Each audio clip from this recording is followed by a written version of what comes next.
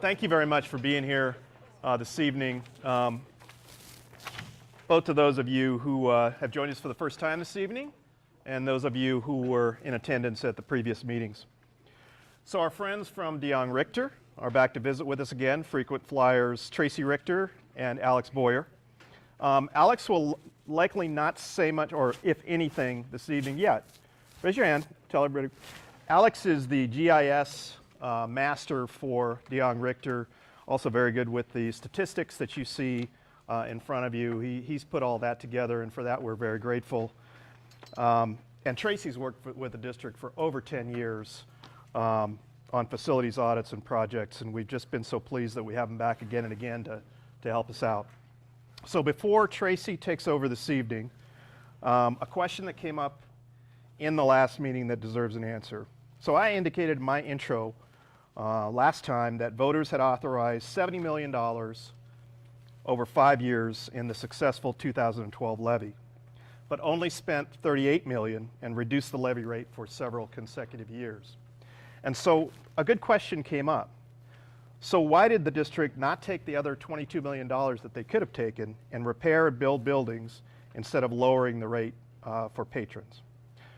Well, the answer is that we couldn't, because in a levy, the language very clearly spells out what you can use the money for.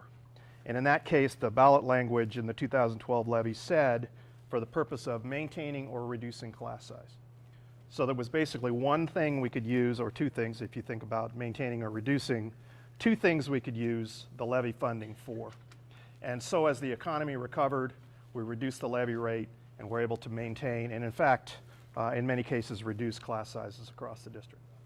So levies are typically run for operational expenses and usually for a relatively short period of time. In the case of the 2012 levy, we ran it for 5 years. Most levies across the state are run for 2 years, and they are typically for operational expenses. So something like reducing class size would be the perfect thing to use levy money for over a period of time. Levies require a simple majority for passage. Bonds are a different issue. Bonds are usually used for capital projects such as building buildings, repairing buildings, etc. And in Idaho, they require a 2/3 majority for passage, so 66 2/3%. So those are some of the key differences between levies and bonds. And what we're looking at here, if the board so chooses, would probably be a bond issue. And bonds are typically, the bond payments are spread out over a longer period of time, typically 20 years. Okay, so I just wanted to clarify that, and the reason why we just couldn't take that $22 million and build a building because of the language in the ballot. Okay? With that, I'm going to turn it over to Tracy Richter from DeJong-Richter to take you through his presentation for this evening. Thank you very much for being here. All right, good evening, everybody. Of course, he gives me the 2/3 one, not the 50% one to talk about, so that's awfully nice. So tonight what I want to do is I want to go over our community results from the last time. Remember, this process of facility planning is a real balance between data and community expectations. And it has to be a balance, and this is something we talked about pretty extensively last time, if you weren't at that meeting, is that if you just completely use data, then you would typically ignore what community expectations might be. You may go in a direction that the community doesn't expect you to go or wants to see in their communities. But if you let the communities decide everything they want and the data gets ignored, we may not get everything we need for data. And so it is a balance between the two. So what I'm going to show you tonight is how we use that data to come up with some recommendations that we have presented to the board. And it tries to balance all of them, knowing that we can't take care of every school completely because that's not an affordable solution for taxpayers in Boise. But we're trying to prioritize as best we can and try to take care of those schools that have most needs. And again, most needs can be interpreted by block, by block. And so I'm going to take you through that, and then I'm going to take you through what we're going to recommend to the board. And then the board will have to decide kind of their tolerance for how much and how much they want to go talk to the taxpayers about. The tax dollars, I'm going to tell you, are not my recommendation. I'm just going to tell you how much money is out there that we believe, as kind of experts in this field, that there is a tolerance for as far as capacity, funding-wise and construction-wise, and that doesn't kind of interrupt the educational process to the greatest extent we could. Because remember, in any capital program, and some of you may have experienced this in the last 10 years, in any capital program, there is instance where students aren't exactly in the same place because of the construction that's happening. Now, we try to minimize that as much as possible, but that's going to happen in any sort of capital program. So let me start with kind of what we're going to talk about here. If you can't see this, it's okay to kind of shift your chair somewhere where you can for the time being. We're going to talk about those. We're going to talk about some of the considerations we use in those potential projects for this plan. First of all, the results from the first meeting. We had 568 survey results, and you can see they were distributed through the city. So we got good response from every area out there. And you can see on the map both individual responses and web responses, and you can see we got a really good turnout. And so this was good to see that every part of the city was participating in the plan, in this survey. So let me talk about some of the top responses that we saw. One of the questions, first question, was to select your 5 most important factors when prioritizing projects. I go back, we talk about prioritization of projects because remember that we can't do every project. And so if you had to select something, what would you do to do it? And so when you see the longer colors in there, and I'm going to tell you what those are, you can see that condition of facility, condition of infrastructure, need for increased capacity, which ties into enrollment, and adequacy of space, all were top priorities.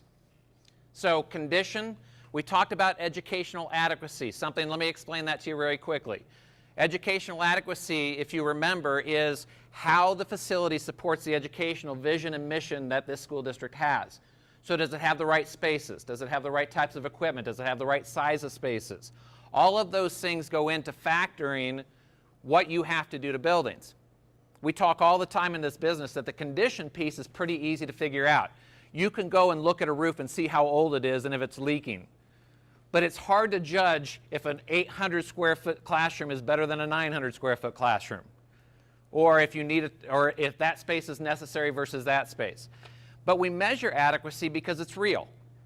That you have expectations when your child walks into a science room or a math classroom or to a family and consumer science room. You have an expectation that that space is appropriate for the education. So we pay attention to that, and you can see that when we ask the community about priorities, condition and adequacy both matter. They both matter for the vision here. But when we asked about perception of the overall physical condition, we found this pretty interesting, that elementary schools generally are perceived to be in the worst condition. Now, that doesn't mean educationally. Let's get that clear. That doesn't mean there's bad education happening. That means the physical space of the building are perceived to be a little worse. Middle schools, not as much. But remember, in the last program, you put a big effort into middle grades education here, junior highs into the buildings here. And then oftentimes, and this isn't really uncommon anywhere we look, is that high school facilities are generally seen as pretty okay. Now, I'm going to give a couple reasons for that. First of all, it's my experience that people, when they think about high schools, don't always think about the facility. They think about, oh, that's my high school. They think about the aura of the high school, not necessarily the facility. But as you walk in, and you walk into a building like this that is starting to show some age, no question, this is a great high school, great high school. But it doesn't take you very long to sit in your chairs and figure out that probably updated chairs might be a good idea. Okay, and so that's part of what we do. We think about all of those things in a facility, but those are the considerations when we're thinking about this. But knowing that, when we start to make decisions, how do we pay attention to what types of buildings we're going to prioritize first? Some of the issues that Boise is facing, and to what degree do they hinder the district's mission and vision? This was a question specifically to go after the idea that there are things when it comes to facility that stand in the way of how you want to teach and you want your kids to learn. And so when we look at this, it's deteriorating facility, it's capacity, it's enrollment. And so we did get a pretty big turnout from you Whittier folks, and we love that you're here again. This was a big deal because when you're sitting on Whittier with, 112 portables or something like that, it's a lot. You know that capacity is a big issue. And so when that starts to get in the way of how you want to teach and how you want your kids to learn, you have to address that. And so when you start to see these things, you see those rows to the top. And you start to see also that as we get further in here, safety and security will also be a major player when it comes to facilities. And when you determine whether a school should be renovated, replaced, built new, or repurposed, you see the top three. First was, interestingly enough, ability to meet educational standards, safety and security, and physical condition. Once again, they all just rise to the top. And this is where safety and security, you see at the bottom, and this is no surprise.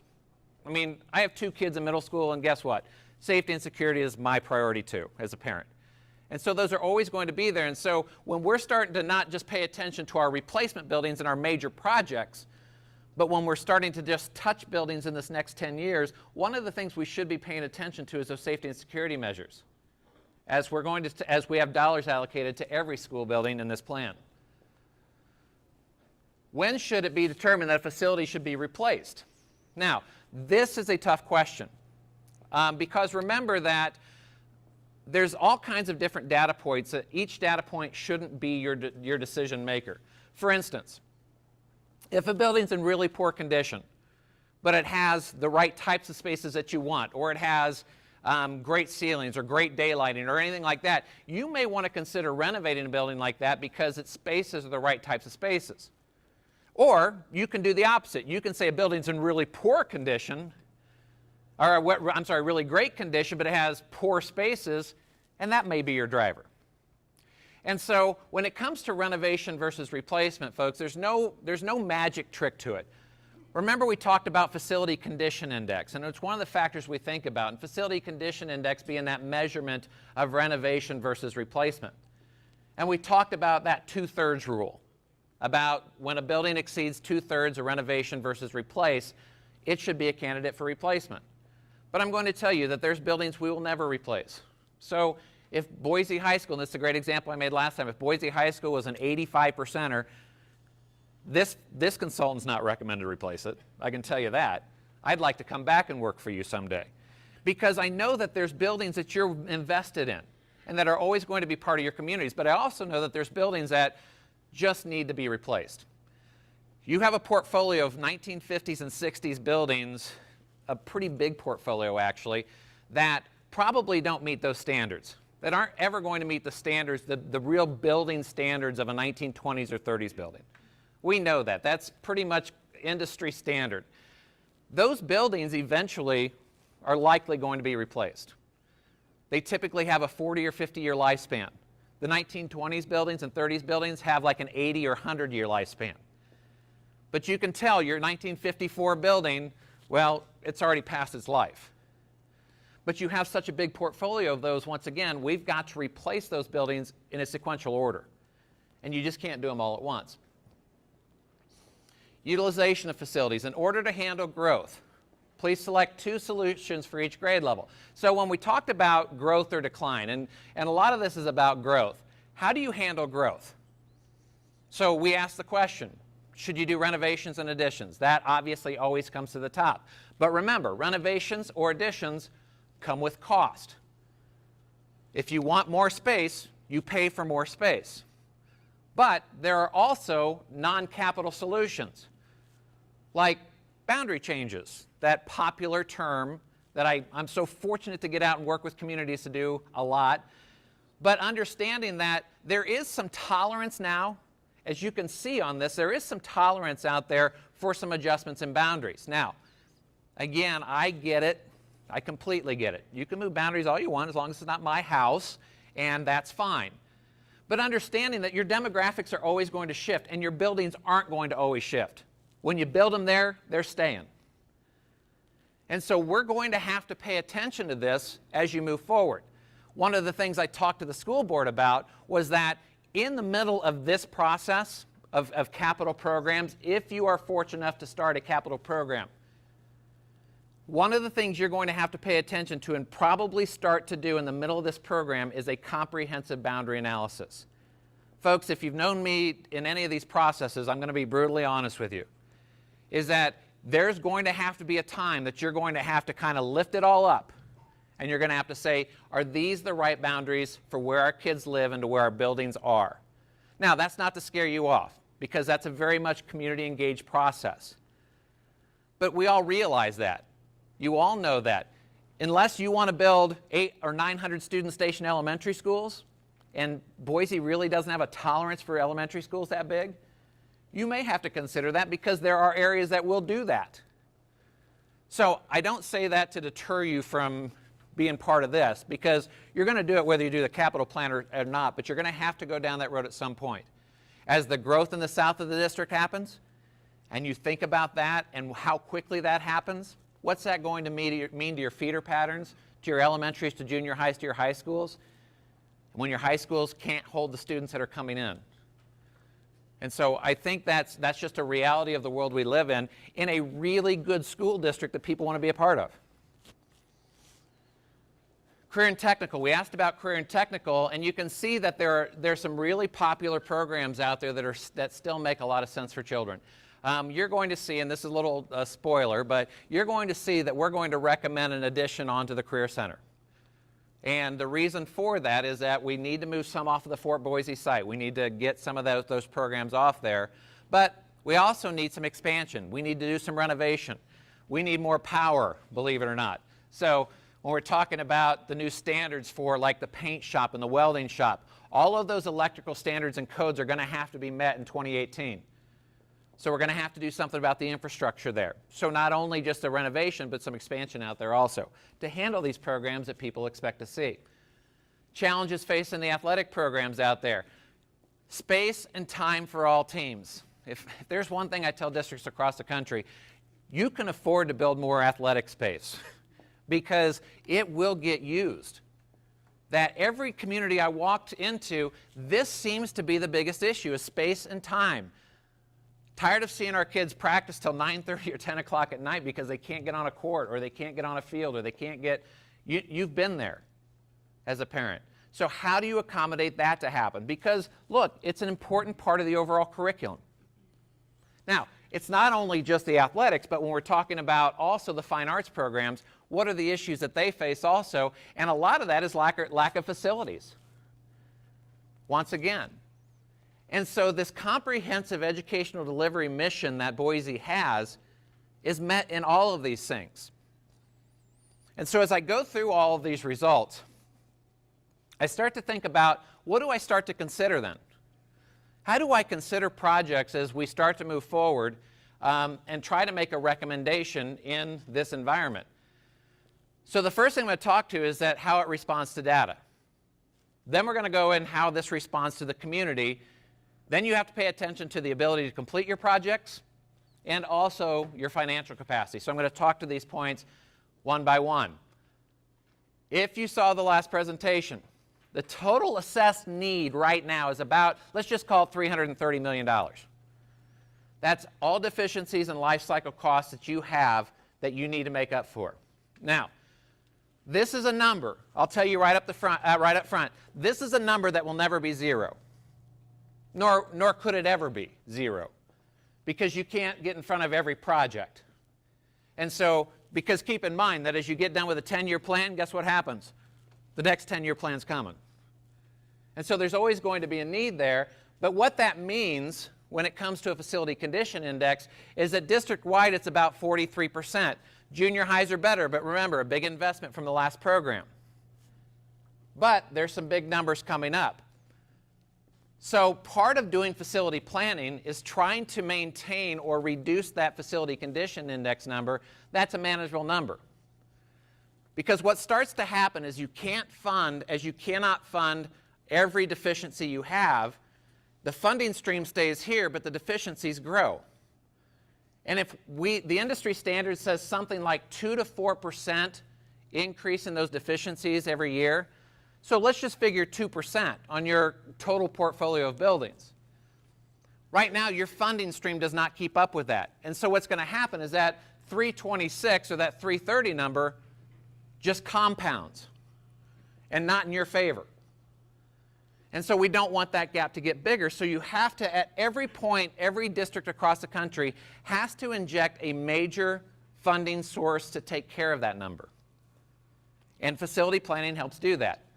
So how do we respond to data? So the plan must have the ability to stay in front of that FCI curve.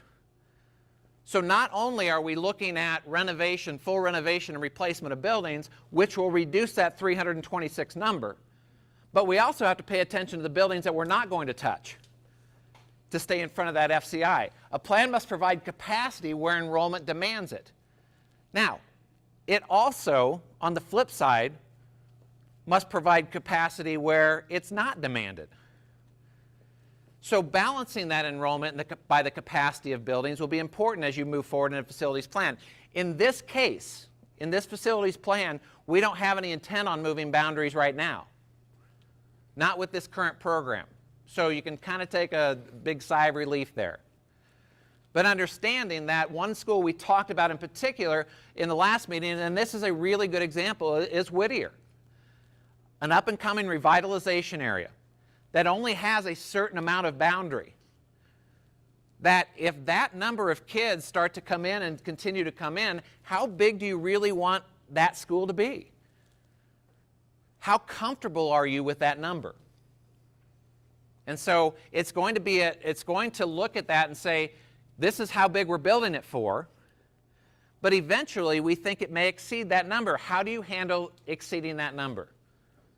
So you may say you want more capacity until that building becomes 800 kids, whatever the number is.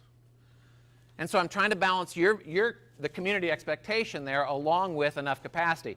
It must provide the appropriate educational spaces, and it must provide improvements in every part of the district. We're not naive to know that you have to balance projects across the district, and you have to spread the wealth a little bit. Everybody in the city will vote. And so when you're starting to look at balance, every part needs to be hit. And, you know, maybe fortunately or unfortunately, I don't know which one it is, every part of the city needs some work. So we didn't have any problem finding that balance. However, remember in the last plan, a lot of those were south of the river. And we noticed that, but a lot of that was because of that enrollment growth that we saw on the bench. This time you're going to see a little shift north because those projects, little older schools, and we've got some of that enrollment growth that's occurring there and some leveling off in the bench areas. So you're going to see that over time you balance projects too, not just in one plan, but in the series of capital plans as you move forward. The community response and expectations. Project priorities must consider a combination of condition and educational adequacy. That was obvious in your survey results. Those are two of the biggest responses that we got. There is a perception that elementary schools need a majority of attention. So will you see that a majority of our projects are elementary schools? Yes, you will. Because that's the perception out there. Whether it's real or not, perception is real. And you respond to that perception. Condition, capacity, and adequacy all influence the ability to reach that mission. And so we're going to balance everything in there. Remember, early in this process, we did an educational adequacy assessment that rebuilt your standards for educational spaces. Not just condition a facility, but we looked at what types of spaces we're going to move forward with and how we get there. Growth and utilization handled through renovations and additions. They are preferred over boundary changes, so you're not going to see a boundary change this time around. And support for career and technical space improvements. Now, the third factor is your ability to finish projects or to complete projects. Pretty important because you can't take on too much. Is your internal staffing, does it have the ability to handle the amount of projects you want to do? That's number one. I look at Tom over there, and Tom's shaking his head going, no, we don't have enough to handle all this. So there's going to have to be some support mechanism that's built into the plan to help with this. Local labor market. No secret that there's other bond levies out there. And there's construction projects going on. So how do you compete in the market when you need masons and electricians? Just go down the list of all the professional services you need out there. Other public works projects. What's the city talking about? What's the county? What's Meridian talk about? So we're looking at all that to say, how does that come into the equation? Project staging and student movement. How do we move students along? We haven't quite gotten exactly to the plan that we have because we want to finalize the recommendations that we're going to get to. But this has to have what we call a swing space plan. How do you move students around? And then finally, you have the ability that could be approximately $20 million annually. Now, that's a pretty big injection into the community when you do $20 million. Now, do you do $20 million every year and just stage it out? No, you probably got a year that you got 23, and another year you got 16, and another year, so you balance it out by number of projects. But remember, in the 2006, you did 9 major projects completed before the project deadline and under budget. We estimate that there's approximately 12 or 15 projects that can be completed within the parameters for the next 10-year program. Now, the 15 projects probably aren't major projects, but they're going to be a balance of major construction and then a whole bunch of renovations or major maintenance work that will happen. But we think that you have the capacity, based on everything that we've seen, you have the capacity to accomplish that work. So, funding capacity. How much can we plan? Because I think the first benchmark is, what's the number without raising taxes? So if I can go out there and I can tell taxpayers, we can do this much and you will not see an increase in your taxes. So that's kind of our benchmark to start. Then, how much will the public support? Because the public might not always support that. And what is the cost of doing nothing? Because that cost is real. Remember I talked about that gap that you continue to grow out there. And so is there a cost of doing nothing? Well, the first thing is that there is a cost if you don't want to do all the projects that are recommended in this plan, and that's fine. But at some point, all these projects are necessary. The deficiencies are real. That just because we don't fund a roof, the roof doesn't get better. And so all of those are still going to be a need. So it just depends on the tolerance of the community and the taxpayer and the school board to make that decision about what is the real limit we can get to. Now, currently the district can fund about $172.5 million. Now, if you think about the last plan, what was it, 96 million? Whew. That was a big number then. Now, we did about $120 million worth of construction. Keep that in mind. But that's what you can do without raising taxes at all. Now, so as we look at that, the potential projects out there, now you have a sheet in front of you. I hope you don't want to read this up here because it's in front of you. So if you recall, one of the things that we presented in the last meeting was this idea of the district-wide FCI. So we've listed the worst to first buildings, the educational adequacy scores, and then we've also listed the utilization. And so what we tried to do is we tried to show you that in the easiest of examples of prioritization, most people would say, fix your worst. But what you find is that not every building, the worst FCI isn't your worst adequacy, isn't your worst utilization. And so there's never a good balance of that. So what you're trying to do is you're trying to find which ones do rise to the top as you start to do a capital plan. So as we look at the potential capital projects out there, you can see that we've listed the schools. So we've listed the quadrant they're in, but the new construction projects, we're looking at Pierce Park, Highlands, Mountain View, Valley View, Whittier, Amity, and Harris Ranch would be a new construction. Now, the Harris Ranch is for population growth. The Amity is, well, because it's Amity. Whittier, because of a lot of portables, poor condition, a new building on that site. But you can see that we have some major projects within some of these other schools also. You can see that rebuilding the main building at Highlands. Now, Highlands, it's actually a pretty good bones building, but it's age, and it's showing its age. And Highlands, I'm going to tell you, Highlands will be one where we're going to talk about swing space a lot, figuring out how we stage students in a reconstruction program there. So that's something to very much consider in a project like this. Valley View, if you pass Valley View on the way here, it's that spaceship that landed. And it's got all those, if you look at it from the top, it pretty much looks like that. So I love the school. It's got great character. So it's just a little different. That's all, just a little different. But honestly, folks, educationally adequate, trying to build the right spaces in a building like that is very difficult. And so that's why it kind of comes up on the list. So you can see those. Now, some renovations. Major renovation at Washington. Now, keep in mind that Washington is an old building. Now, we've talked about this a lot in the past, is that when you preserve old buildings, you may not get the educational standards that a brand new building would get, but that's okay. But that is okay. A lot of communities, to hold on to historical value, will take that off a little bit. For instance, we can't bust down walls to make bigger spaces in Washington. Everything's load-bearing, everything's concrete, everything's a brick. And so, but that's the balance you get, and that's okay in facilities planning. Additions at ProTech, at Timberline. Timberline has to have an addition, but I will tell you that the addition on Timberline is just buying you time. That's all Timberline is doing. If we see the growth that we're expecting in the south part of that district and trying to figure out how we're going to shift this way and this way, that you're going to be maxed out. Your feeder schools are already starting to max out, and so how do I get in front of that? Now, as I jump into, for instance, then Boise High School, remodel the old gym and performing arts, $13 million into Boise High School. Keep in mind, we have to put a couple high school projects in this plan because come the next plan in 10 years, I'm anticipating that it's going to be very high school focused. Okay? And the reason for that, well, I mean, first of all, just look around you here. You know that this building is going to demand some attention.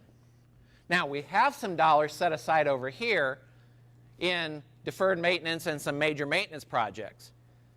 But as we start to go into there, we don't know yet, and I will tell you that coming from your planner to say I'm not sure yet, is that next high school coming? Maybe. I see a lot of, yeah, it's coming. But I think it may, because we see potential for a lot of housing to happen. Now, if that's the case, what does that mean? Well, think about it. High schools are expensive projects. Guarantee you that a high school is a $75 million project. Right off the bat. I'm going to tell you that's going to be a lot of money in 10 years. But you don't need it yet. And then when you start to renovate schools in the old high schools, then you're talking about significant dollars because you're talking about higher end spaces. So that next plan you can anticipate would look at high schools. So we've got to put some high school projects in here. But these renovation additions to Hillside, Fairmont, Collister, and Longfellow, you know, all of these are to improve the educational adequacy of facilities. Those are the purpose of those renovations and additions, to increase those and give it some capacity. Now, you can see, though, so that's about $155 million. Now, we're also anticipating that there's major and deferred maintenance out there that has to occur. Now, that number is going to be about $59 million, and I'm going to tell you that these numbers have been cushioned. So try to do the math. We're going to tell you that there's going to be some dollars on there, about 20% contingency for inflation, cost of goods, project unknowns. So we have put some dollars in there to make sure, because look, folks, in 5 years that project's not going to cost the same as it does today. And so what we've tried to do is we've tried to anticipate an amount to guarantee that all projects get done within this.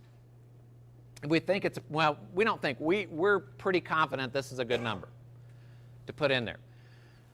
So if I put all that in perspective and I look at where the projects are, so the black line is your boundary, and you can see that it's a pretty good distribution of projects out there.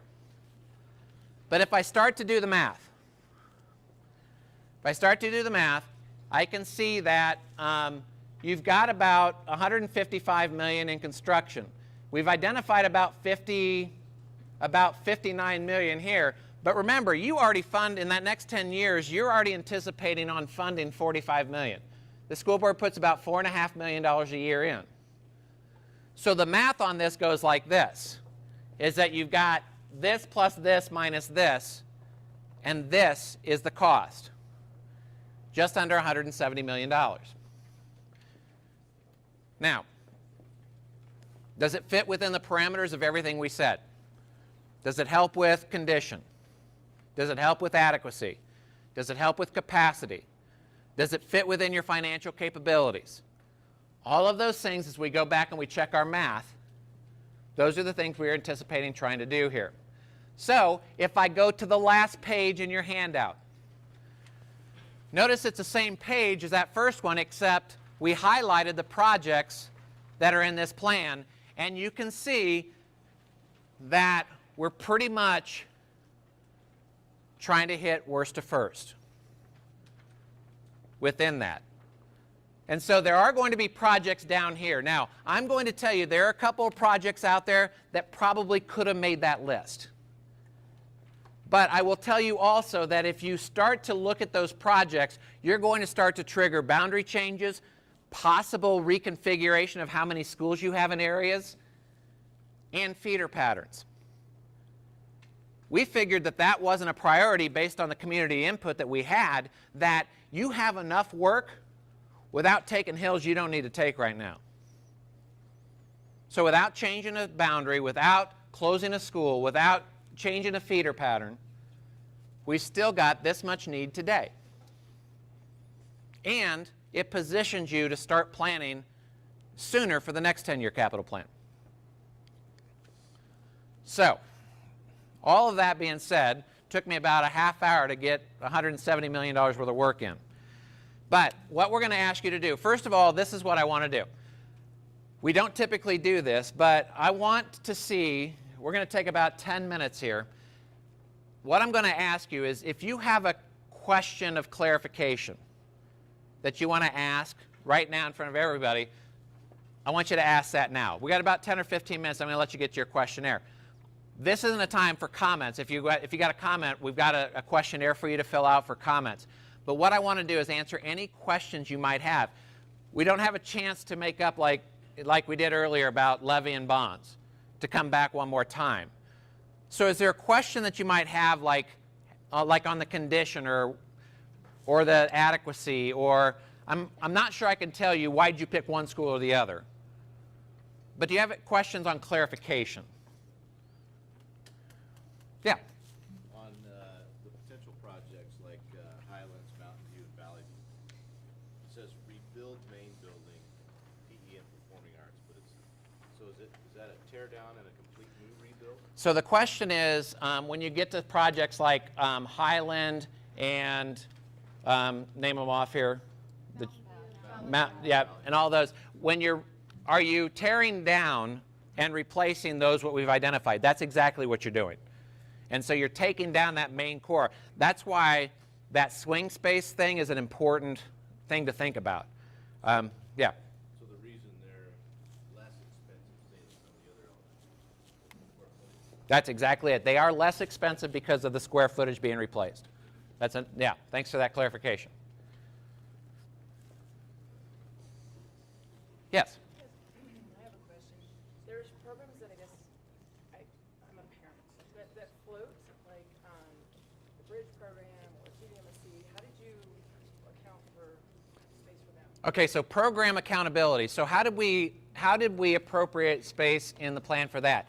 In the new standards that we developed, remember, the district didn't have, quote, educational facility standard, educational standards. And so what we did was we built standards for those types of spaces in buildings. So when a site gets master planned, for instance, if it has the bridge program or if it has special ed or just go down the list, at that site we are going to accommodate a space for that if it's identified for the need for that school. And so because we're not going to put like we may not put ESL spaces at every school, but we may have a school that's going to need more than less. But we have a standard for all those spaces now. So regardless if you build a space or not, we're going to have a standard for it. So that's going to help us. So right now, the plan of program movement really isn't there, other than when we renovate a school or replace a school, we will talk to the specific group to see if their need is there for that one. So like the K program has moved over the years. It won't necessarily have to anymore? It may not have to if we have the right amount of space in the right places. And so part of the movement of programs, as you know, is just space accommodation. And trying to be in front of that, one of the things, and this goes to the enrollment and how we look at enrollment, one of the things that we're going to do I'm not going to say better, but what we're going to do in planning now is we're going to be doing projections based on where kids live, not where they attend.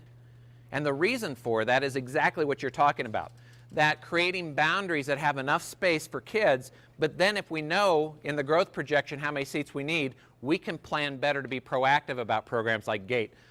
Special Ed's been a victim of it for years. ESL's been a victim of it for years. So that's going to help us do that better. And we start with this program.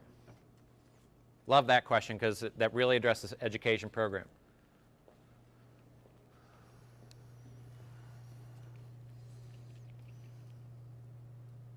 Awesome. Okay. Just 2 questions.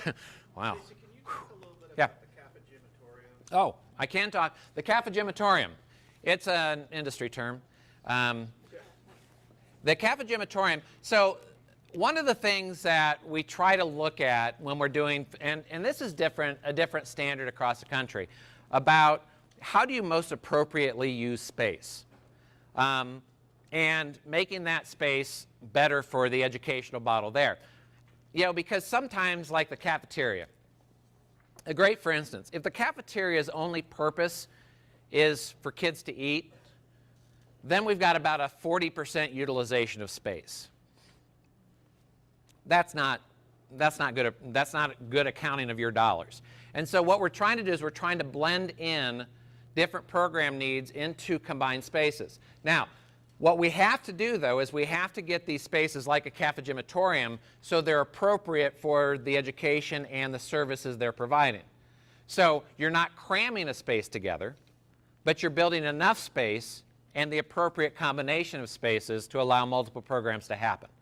And so what we've tried to do here is we've tried to utilize that model.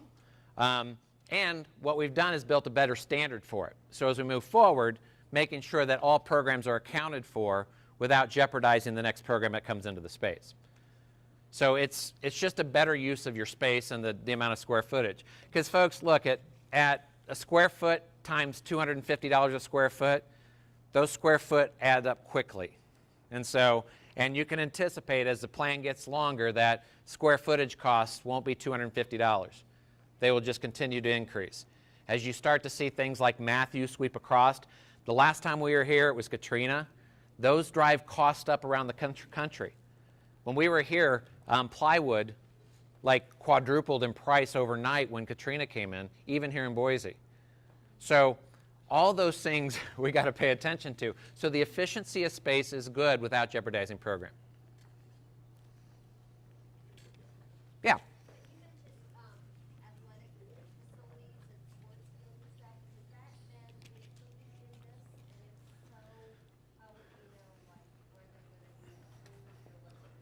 Okay, so the question was about athletic facilities and are they included in there.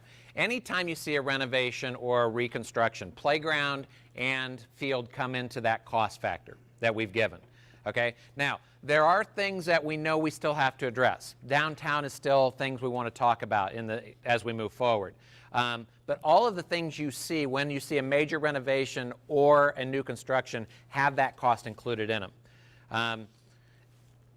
You might not see as much in this list because these will probably focus on all those systems and some space types, but not a lot of space types.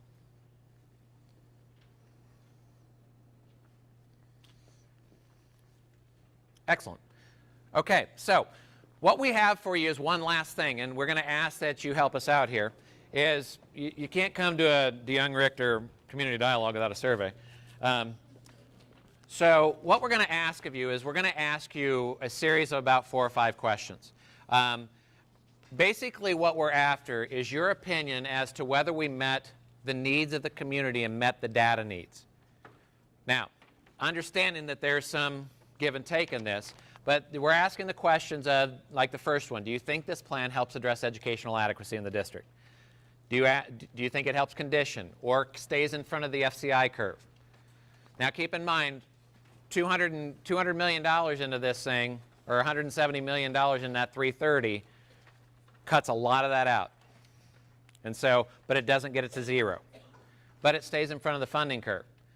Do you think it will help some of the overutilization and underutilization that's out there? Now, the questions we're going to ask next are more to help the district about some decision making. So they ask about level of support for a certain dollar amount. Now, none of these, or all of them, I don't know which one it could be, but this will go out on the survey also, and we have it electronically, it's online.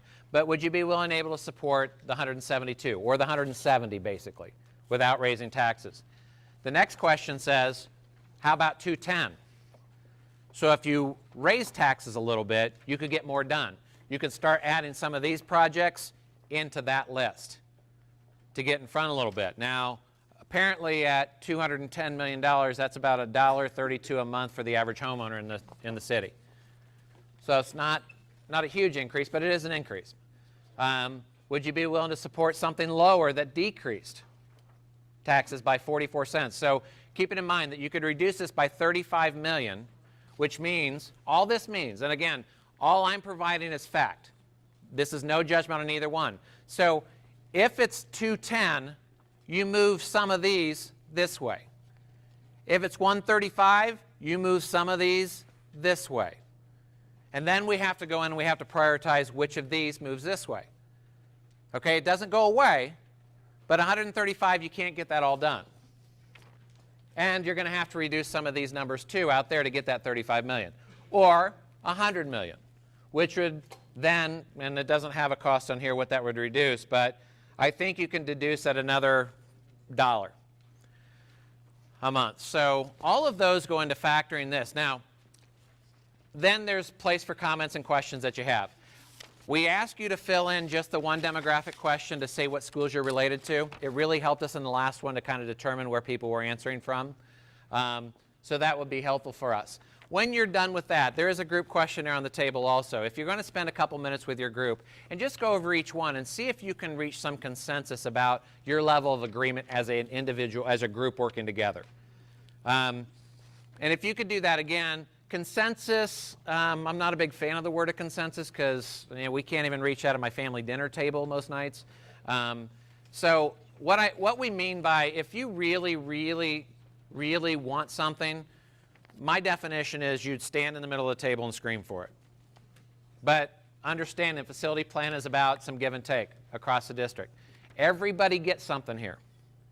We do know that. So if you'll take a few minutes as a group to just go over the group questionnaire and have one person fill that out for us. There's a registration form, the individual questionnaire and the group questionnaire, if you'll just put that in the envelope at the end of the night. Last thing, this is online and it's live. The questionnaire is online, the presentation will be online probably tomorrow morning. If you don't want to answer your individual questionnaire tonight, you don't have to. You don't have to answer this tonight if you want to take it home, but please tell your neighbors, friends, everybody that wasn't able to make it. So with that, I'm going to turn it over to you. Thank you so much for your time one more time, and any questions you have, raise your hand. I'll come and talk to you.